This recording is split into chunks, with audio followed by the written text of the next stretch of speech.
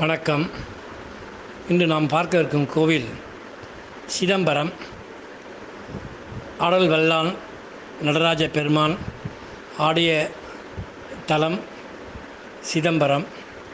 பஞ்சபூத தலங்களில் ஒன்றான ஆகாயம் குறித்த தலம் இதுதான்.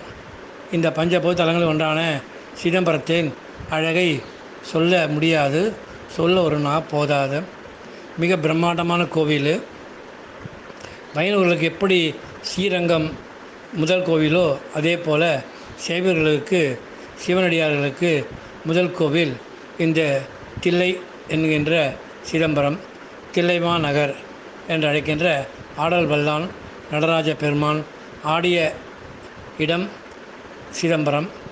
சிதம்பரம் மிகப்பெரிய கோவில் மட்டும் இல்லாமல் அந்த காலத்திலிருந்தே ஏன்ஷியன்ட் கோவில் அது. அதாவது நடராஜ பெருமான் ஆறு சிதம்பர ரகசியம் என்று ஒரு அறை இருக்கும். அந்த ஆகாயத்தையும் பூமியையும் காமிக்கிற அந்த அறை பொன்னார் மேனியனே அப்படின்னு சொல்லுவாங்க. இவருடைய இருக்கிற கூரை பொன்னால் வேயப்பட்டிருக்கும். தங்க கோபுரம் இருக்கும். அதுபோக பல பிரகாரங்கள், 4 வாசல் உள்ள மிகப்பெரிய கோவில். இந்த 4 வாசல்களையும் சிறந்த பல கோயிலுடைய அதிகார நந்தி, 63 நாயன்மார்கள், சிவகாம அம்மையார், விநாயகர், இப்படி முருகன், இப்படி பல தெய்வங்களுக்கு தனித்தனியே கோயில் உள்ளது.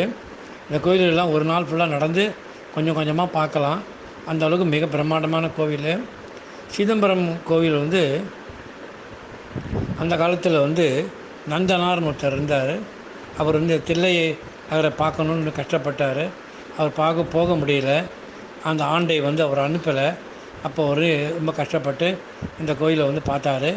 அது நந்தனார்ன்ற படம் ஏற்கனவே தண்டபாணி தேசிகர் நடித்து வந்தது.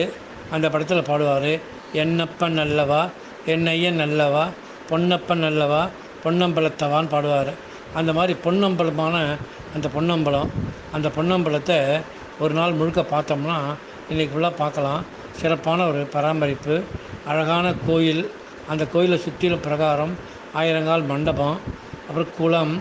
அந்த குளத்தை சுற்றிலும் நீரூற்று சுற்றிலும் மண்டபங்களும் அமைந்து கொடுக்க மக்கள் பொழுதுபோக்காக உட்கார்ந்துக்கூடிய அளவுக்கு மிகப்பெரிய சுற்று சுவர்.